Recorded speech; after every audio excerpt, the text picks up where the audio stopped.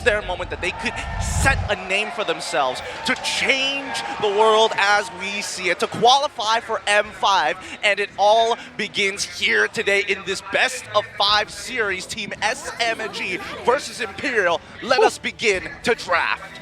There it is. That's already the YSS band, by the way. So the respect is there. I feel like, again, Imperial has garnered the respect, you know, not just from Team SMG, but from multiple teams now paying attention to this.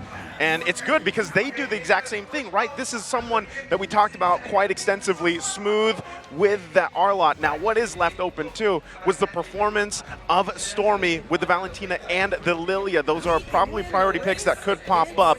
But the Bruno, a mainstay so far for first pick. Yep. I mean, yours going to be a little upset. It's like, okay, fine. They took away the usage and they took away the Bruno. What else do you want to take away from us? We're going to immediately lock in that farm, as we've seen how devastating that mid lane duo with the help of Stefe really kind of maneuvers around if they are trying to protect the king. And with the Faramis picked up right here, usually we see them really willing to go for a double support, but they're going to go for Terizla early on here, trying to secure a power pick for Marquinhos to try and really make plays around the map. Oh, he's going to do a roll They're still live. doing it. He's doing a 10. He did it. What? He just got it. Just one of the day. Let's go. Hey, yo, this isn't even like, I'm pretty sure. Even the players. I can't. He didn't even have pity. He didn't even have pity, and he just nails it. Well done. Even the players want to know what's going on. That was insane. That's so nuts. That came out of nowhere. Hey, Oh what a my way to God. start the day. By the way, if that, you know, because that's on Team SMG side, you guys talked about a birthday buff, right? Oh. I think he got the birthday buff. Look, I'm not gonna push it forward. I'm not gonna push that agenda. I feel like the caster curse in me is starting to grow, and if it goes over the top, it might just be over for Team SMG. Now, following up on the picks, we are seeing the Joy as well as the Lilia from the side of Team SMG to close out phase 1, and from Imperial, we are seeing the Clint. Now, rather interesting here to go for the Clint in this particular situation. Well, Ur is well known to play the 1-1, but since it's banned away, there's not only a lot of marksmen that can really match the aggression and also the late game potential, like the Bruno. The Clint is one of them, and with the root, the immobilize that he has, it is still pretty safe, and that's why they're also banning the Joy, knowing that the Clint is also a ripe target to be pushed out of the Netherrealm with that Way of the Dragon. We see the next 3 bans come out. It's the Cho as well as Boxia from the side of Imperial. Coach Pao, he's thinking about it. I mean, Guinevere's already gone. I was expecting the Guinevere to be picked up relatively early this time, but, well, at least pushed on towards the second phase. Oh, there's a statement right there, too. And I feel like, yeah, this is where Aurora kind of has to adapt, right? He's probably not going to get his hands on the YSS, so we'll see what he actually decides to park in the jungle. And not only that, but, hey, it's hammer time. Terizla currently the most picked hero at the M5 wildcards, having been picked 20 times with a 55% win rate overall. Well, it doesn't seem too high, 55%, but considering the amount of picks, it's definitely significant. But back to the topic of Aurora, though, are we going to see something like the Roger? Because again, with the Faramis, they want to go aggressive, they want to have that early game, they go for the Kufra pick. Relatively less seen in the Wildcard series so far, but when it's picked up, we saw Stefe just completely demolish on it just yesterday. Let's see, man. Is it going to be available to be done against SMG with so much crowd control and possibly a lot of purifiers as well? It's pretty scary to think about this, but I feel that when we're seeing Kufra coming in from Stefe, and considering the style of Imperial, this is all for Aurora. He wants something that can dash, and a couple of things are coming to mind. I'm thinking about Ling, I'm thinking about Lancelot, or even Hayabusa maybe. I would love to see it. You know, if he does still kind of go that route again. We saw the head-to-head. I want to see what he is able to throw here at Team SMG. But that is also a Grok being picked up, plus the X-Borg. Great pick into the Terizla. Oh, there it is. Called it. Called it. Nice. 100% win rate, only one game, but against so much tankiness, against a Grok, they can also nullify a lot of the crowd control. We'll see if he can snowball as efficiently, because that is something that you definitely need to be looking for when you're playing this Roger. Exactly, right? It's that first kill that makes such a big difference for Roger as he snowballs into the later stages of the game. But keep in mind, Team SMG's overall comp is pretty squishy. I mean, you have escape mechanisms, but at the same time, if you're below 50%, even 40%, you're in danger. Not only that, but You know, for the biggest thing for Imperio is to time the NetherRealm correctly because of the pacing of this game, but also to work around this X-Borg. We have seen X-Borg be in the hands of Smooth before, and even though it might not be a high impact game in terms of kills, he does the positioning perfectly. Well, it is time to head into the land of Dawn for the M5 World Championship wildcard stage. On the blue side, we have Team SMG up against IMPERIO Esports on the red side for our first game in this best of 5 series. Arashi, break down these compositions. What are we looking for here? I think for the side of Imperio, it's pretty obvious, right?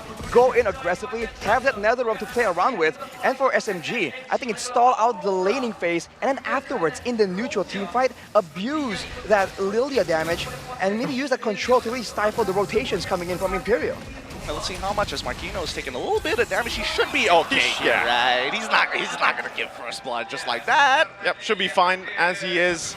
But again, that Body of Smith, that passive will help him as long as he needs it, right, through the majority of the game. But you just don't want to take too much damage early on, because we know that's what they're looking for. Team SMG wants to get the snowball, the momentum going early on. I think at the battle spells, no Purify on Fashion on the Faramis. It's a risky option, but considering only a wild charge is cause for concern, maybe it's okay, but Marquinhos. So dangerous. Whoa! That's going to be a free, easy kill for Saksa. First blood, Team SMG. Yep, and that's also going to be a lot of gold shielding going over to Smooth. Like, Smooth likes winning out his lane. He's considered one of some of the best laners specifically here in Malaysia. So now that you have that counter matchup, he just wants to press that advantage as much as he can. We've seen Imperio kind of lose momentum when the EXP gets just pressured. It's going to be Saksa trying to go and shut Marquinhos down even further. Looking at the battle spells though, and the emblems in particular, the agility and the wilderness blessing in the mid lane, that's how you know they're planning on just roaming, not exactly going for a 1v1. But maybe that expectation is what Imperio can use to really trap Stormy in a bad situation. I personally feel that in these types of situations, I feel like Team SMG could potentially make the call to, you know what, let's just give up this neutral objective, right? Let's just give up this turtle. We don't necessarily need to be here, and our laners are doing phenomenally. I think they're going to fight it anyways, you know, at least they're going to go ahead and park Smooth there. Of course, the gold laner is going to go ahead and hash it out in the bottom lane, but once again, Aurora, he kind of needs these buffs, and this is his play style, so we'll see if they actually commit to it. Looks like the rest of Imperio are the wild charge is going to come through, but it's going to keep him back. Penalty zone to jump in. It's still working for a revenge strike as well. Here comes Aurora looking for the kill. Saksa will get the turtle. Now they're going to have to win the fight. Aurora taking too much damage. It's Smooth. Gets the kill, and he's looking for Stefan. Can he get it? Double for Smooth. Beautiful stuff, beautiful stuff. The impure rage for the earlier stages of the game, dominating his lane, and now with the lead, he's really, you feel his influence on the top side of the map. It's exactly what Team SMG were planning, man. All that AoE really paid off. I mean, Nico's wild charge instantly looked a bit weird, a bit too rushed, but afterwards the follow-up was just on point, and Imperio, they like the damage to really contest in this big fight. They gotta go for skirmishes, man. 2-for-2s, 3-for-3s, something like that, in order for Saksa and Smooth to not really just dominate because of the AoE.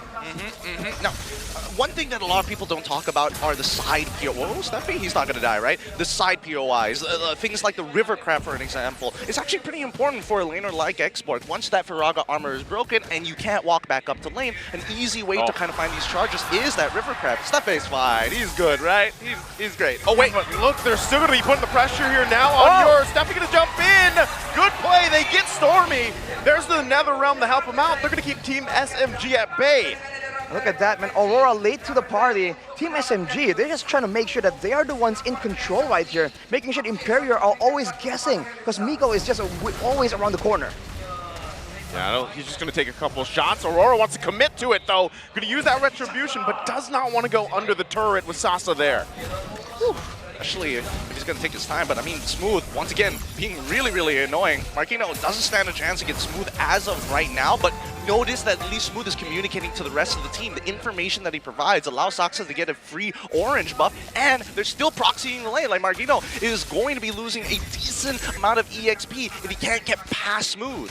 Well, he finally gets past right here, but Marquinhos, well, if he's not really on curve, if he's really behind on the gold, he's one of the main front lines for Team Imperio. They need to make sure that Stefe is hidden in order to actually get those big engages. If Marquinhos is too squishy, it means that Imperio will not be able to really contest ground in the first place. Guess it's just Imperio that wants to go ahead and give this up. Marquinhos had the information, but Smooth there on the front of the side, gonna keep Imperio in that mid lane. So right now, it just seems like Imperio wants to just go ahead and give these up for now and try to get back from letting the gold lead get too far out of hand. And honestly, everything is working out for the side of Team SMG. Despite it being 3-3, this 1.7k lead, and more importantly, where is this gold coming from? It's from the side laners, the gold and the EXP. We're talking about Smooth a lot, but Sasa is actually just bullying out Yor. And of course, it's also from Saxa just farming really, really fast. I mean, the Joy is a great hero for farming as well as going for those ganks and kills. So for Imperio now, they have to try and find a way to really keep up in farm, but also to try and fight from the sides. If they go for a front two back, that Lilia and Bruno damage is going to be too much to deal with. If they come from the sides, even Smooth's damage on the export can be mitigated to a certain degree. They possibly can, but notice the movements coming out from Imperial, right? Again, Aurora's making some decisive decisions. Whoa! Oh, whoa! Okay, penalty zone. Stefe goes in as well, gets a huge rage off, and now Smooth gonna have to flicker out. The rest of Team SMG to help him out, but they accomplished what they want. Nico goes in with a wild charge of his own. Aurora quite low, still gonna be working on it. He'll be fine though, but right now Imperio has an answer. Man, I know we joke about Matilda Airlines, but have we talked about Kufra Airlines, the premium starship that we saw? This man went flying! The fastest service in the air right now, man. They came out of nowhere. We thought Marquinhos was miscoordinated, but Stefe just steps in and steps up to the plate.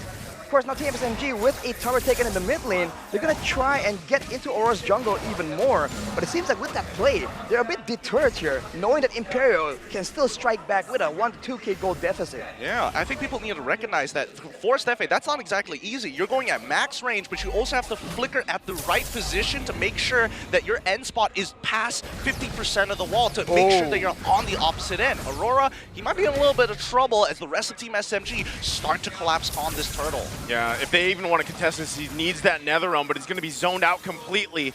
Saxa will go ahead and get the turtle again. Now he's going to be focusing down Feshin. Has to get the nether realm out himself. They're going to be stuck under the turret. There's the last insanity. Stefe has nowhere to go as he's whittled down. Feshin going to be the next one. Marquinhos, can he get there in time? He's too late. Now he's going to be the focus, and Aurora trying to help him out, but one after one will go down for Imperio. Is Aurora next? He has to give up the turret. This is starting to look disgusting from Team SMG. A lot of chaos on the bottom side, and now maybe even another kill. Oh. They're still going to go. They weren't done. Team SMG wanted more. Way too much, man. Imperio, they are forced to really funnel one by one right there. They thought they could turn it around. It's worked for them before, but against Team SMG, it's a bit too much to ask for. The laners are doing a phenomenal job. Chaos on the bottom side, turrets all across the board, a solo kill coming out from Sasa on that top side against Yor. This is really not looking good for Imperio. If you're in Imperio's position, Arashi, how do you deal with this based on the items and the state of the game? Well, the main thing is they have to try and let go of some of these fights that they really are late to the party for, right? If you want to try and match Team SMG, that's fine. But if you arrive late and you funnel one by one like that, it's only going to serve to put you even further behind.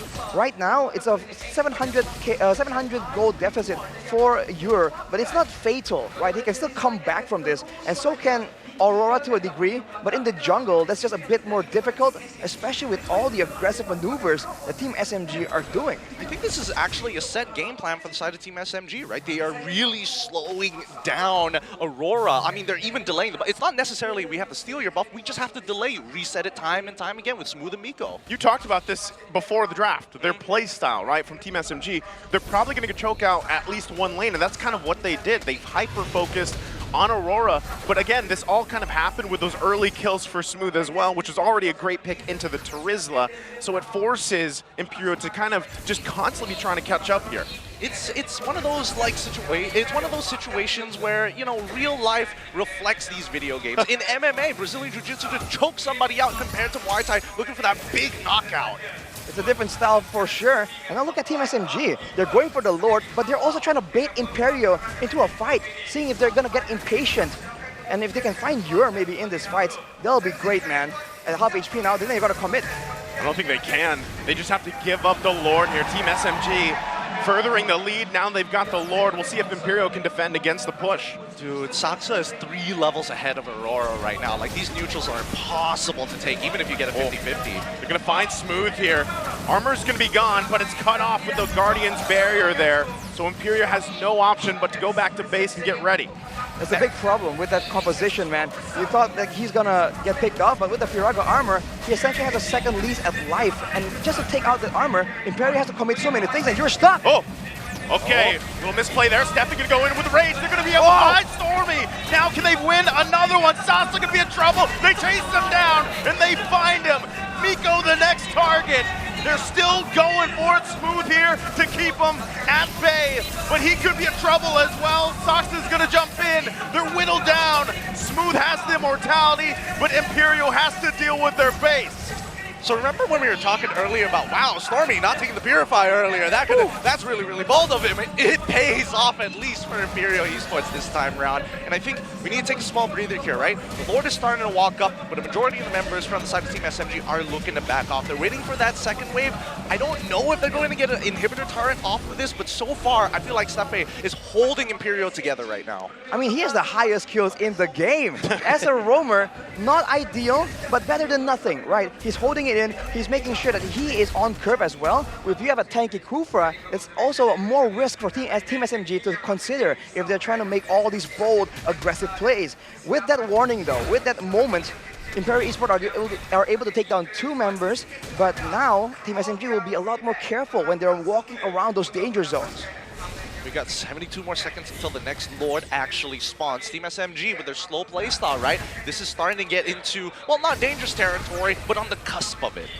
Yeah, again, even with the way, the past 10 minutes of this game have gone, Imperio is keeping it together, and I think, like you guys mentioned, Stefe's doing a great job, but he's been a key component to Imperio's success this whole wild card, right? Aurora's usually the one getting these MVPs, is shining, but Stefe is there all the time for him, and as we take a look at the replay here, you can see this kind of unfold, and it worked out well for them, right, for the most part, and I feel like Team SMG was kind of surprised here. And even their decision there, they saw the Bruno and they're like, okay, that's a value target. So they expended several battle spells. They committed a lot because they know that's the prior target right there. If it turns out that Saksa was in the area, I think they're very happy and willing to take that fight, particularly because the main big damage that really burst them out of that nether realm is the damage coming in from Stormy on the Lilia. So he is definitely someone that is going to be hunted down in the middle of this fight.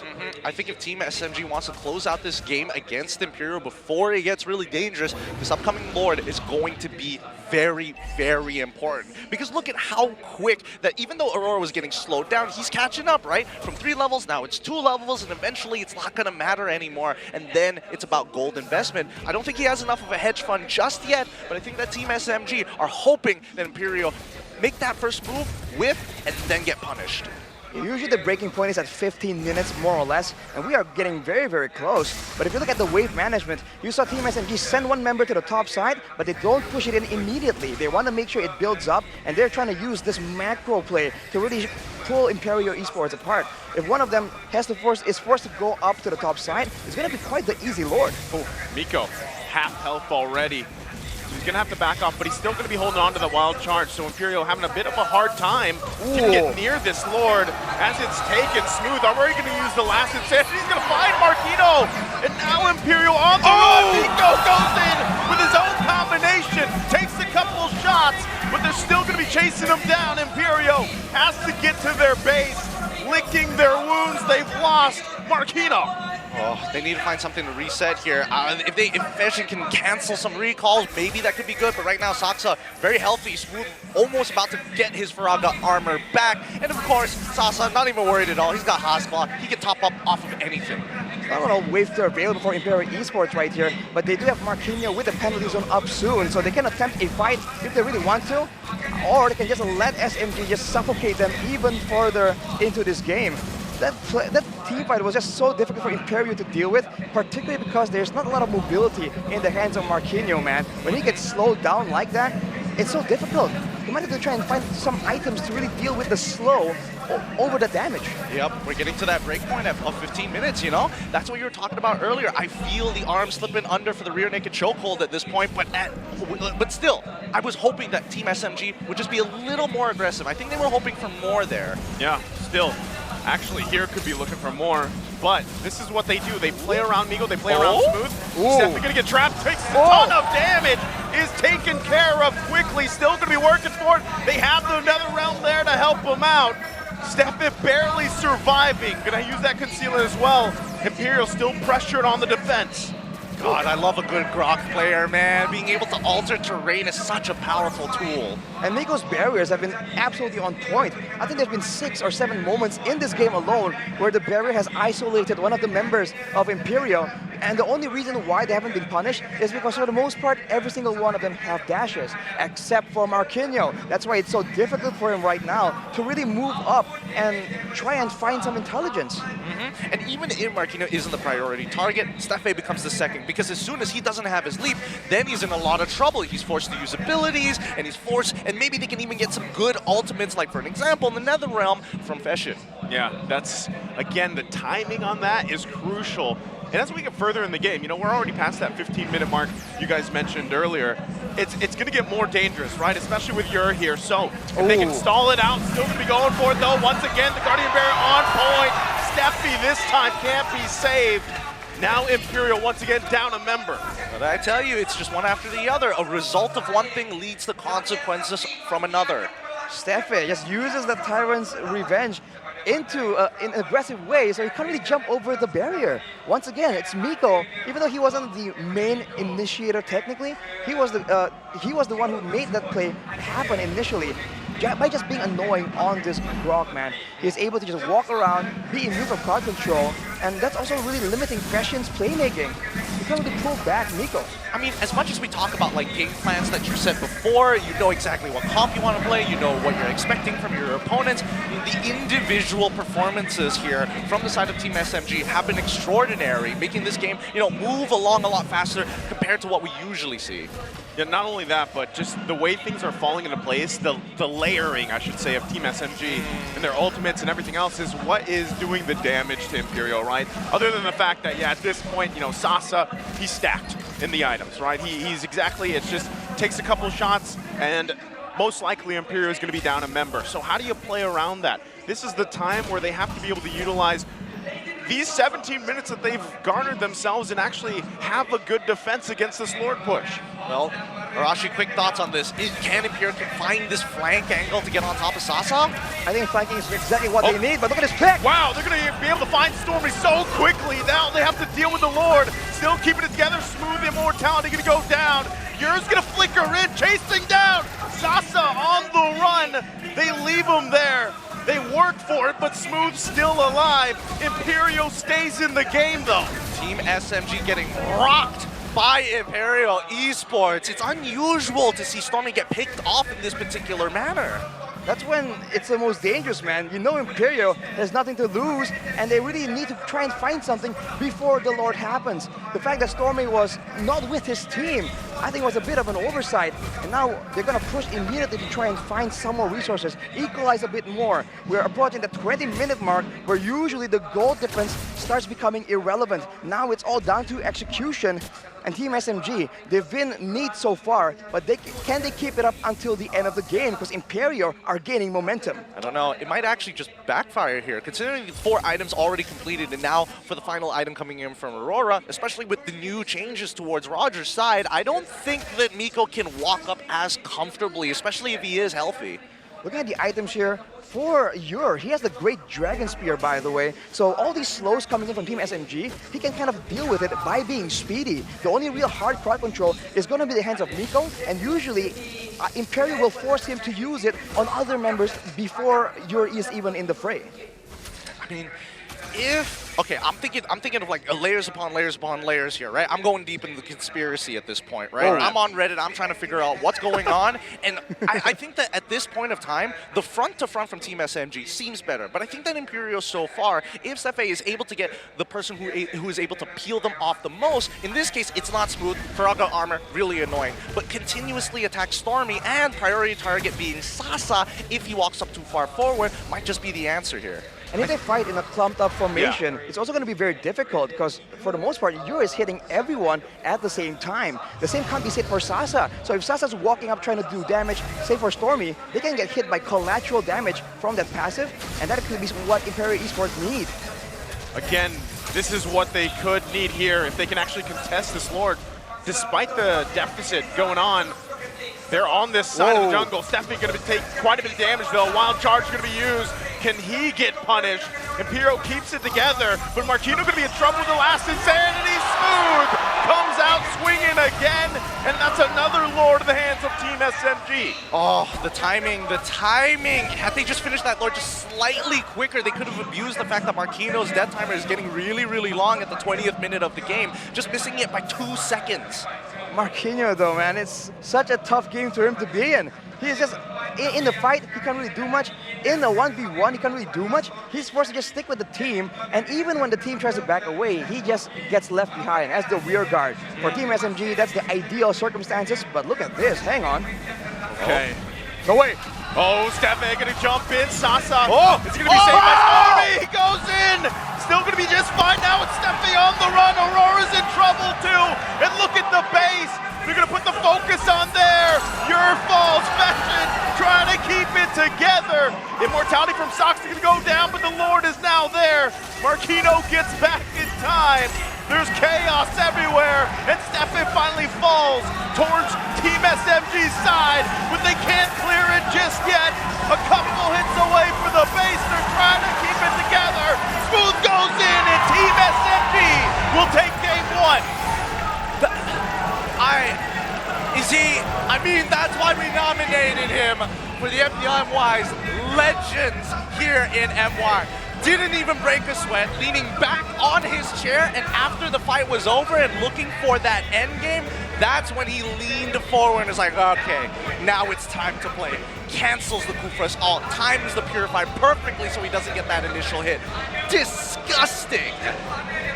What a play, man. SMG showing that even in the early game, they have what it takes, man. You want a slugfest, you want an attrition battle, we're up for it. They're down. They're so down. I love seeing SMG in this particular fashion because this is starting to show what their peak should look like. And I mean, at the beginning of the tournament, that's why I was really concerned for them because this wasn't the polish that I was used to seeing in the regular season. Yeah, I feel like they had to make some adjustments themselves, right, over that. But still, given this whole game, the way it went, again, this is longer, I believe longer than our average game time. I think it was like 18 minutes is our average game time, right now for the wild card. And again, they kept things together well, but Imperio, I feel like it was just the momentum, the snowball happened too much, and they were at a point where it's like, you know what, we can't even contest these Lords. We have to just go for something. You know, they were put in that situation, and they tried to, again, game number one here, they might as well have done that, but again, they might have to make some major adjustments for the draft for game two. They've revealed a little bit here, and I think, you know, that's the best part about the best of fives. But in the meantime, let's have a look at our most valuable player. Give it up, everyone. It's going to be Smooth, making sure that those fire missiles are effective, winning out the lane, making sure that Marquino had a tough time. He did it all. He was literally dominating Marquinhos. And even in the Lord dances, the fact that he is so annoying in the front and he is so unpunishable due to the Faraga armor, it's a great pick, but it's an even greater execution by Smooth right here. Looking at his optimization, he went for the Ice Queens one early on as well, and that's partially why Marquinhos on the Terizla, if he wants to get away from Smooth, he is forced to use a penalty zone, and that's just a bit too expensive when they're trying to contest for an objective like the Lord. So I think that is something that Imperio can build on. But for SMG, man, this is the way to go. Dominant laners in the side lanes, I think it's working out really well for them. It is working out really well for them, but it's teetering on that edge of like, man, if one fight went bad, instantly Imperial could have turned this around. Yeah, I feel like, again, Clint, a gold laner that we haven't seen pop up too much, right? And there's a reason for that, right? He also takes a little bit of time to build up, but then even you're exposed to a lot of mobility, and that's what kind of lineups are built off now, and that's why you have to rely that Netherrealm. There was a lot of good attempts, right, from Imperio, but Smooth, being the MVP here, he did great in the early game, which allowed him to even further bully Marquino, right? And already that matchup, Xborg versus Terizla, is not what you want to be on if you're on the end of the Terizla, right? So, and then you get a lead. We saw how much focus was there, and then things kind of fell into place for Team SMG. As we go into the highlights brought to you by our Grab Unlimited sponsor, I think that especially with the early game, this is what I love seeing from the side of Team SMG, but as we start to rotate out of there, I feel like it was just one big ultimate Jenga tower, you know? Each piece being an ultimate that needs to be used in a particular order. And for SMG, I think this is a really good approach to deal with the Faramis. Because usually for Imperio, once they get that Faramis, it's just a death ball, right? Moving all around the map, collecting kills again and again, letting Aurora snowball. But this time, with SMG, with this composition, with the Grok and the Xborg, the final two picks, they're able to avoid the bulk of the engages. So what it is that they wait for the right moment, the very easy fights they can take, and then they go in. And usually that condition is whether or not you have a dash or whether or not you're missing a battle spell at that point of time. And if you can get that Netherrealm out of fashion, then it's go time. But the same can be said for the side of Imperio, right? Let's say, for an example, Saksa is out of the fight or the Faraga armor is broken. But most importantly, if Miko doesn't have that wild charge, that's when you see Imperio just bite back. Yeah, even here, right? There was some moments where they were able to fight back, and that's something you have to be able to respect from Imperio, given how that early game, that mid game went. But again, some of these timings from Miko were just on point, especially with the Guardian's Barrier, right? The way they worked around that. And just at this point, you know, towards that later part of the game, you're starting to see some of this firepower come through from Imperio. Again, some of these placement issues, these positioning things, and the fact that you can't contest these objectives 20 plus minutes in the game, it gets very difficult to find a winning condition here. Particularly with the difference in movement speed and mobility, man. I think that's a big problem. If the fight goes fast and everyone commits, I think there is value in the composition of Imperio. But if the fight drags on and SMG can kite back, that's why it becomes very difficult. Hence why, whenever they're able to get a pick-off and force an engage, that's where they really win out. But those members are too few far in between. And looking at the post-game stats right here, every single neutral objective is completely dominated by SMG due to that approach, right? We kite back and then we counter-engage when it's necessary. And if you don't want to actually full commit, it's fine because we have Lilia with the black shoes as well. That is what they were really abusing to chunk down Marquinhos and Steffe before anything even happens. I think it became very apparent here that the only reason why this game wasn't ending as well quickly as it should have been is because Stormy was getting caught out at awkward times coming in from Steffe. I feel like, you know, Stormy was feeling himself a little bit, right? It's a front-to-back comp.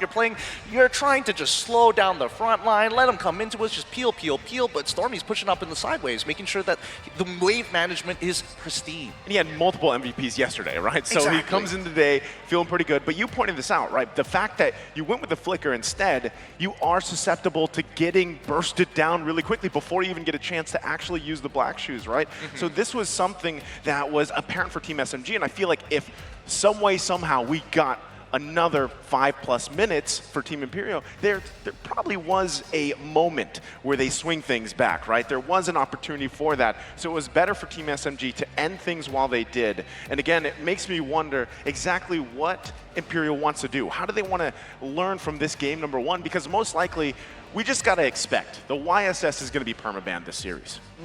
I think that's definitely something to to expect from Team SMG. I think for Imperio, the big problem that needs to be fixed definitely is in the EXP lane, right? You don't have a solid tank that can move with your team. I think they were expecting a full-on pure team fight, and they're not really understanding the matchup here, leaving it open for the final pick for Team SMG. So they're going to get something a bit more dynamic, a bit better for Marquinhos, because we've seen what he can do on a Dyrot, for instance, where he was able to get an MVP. Picks like that.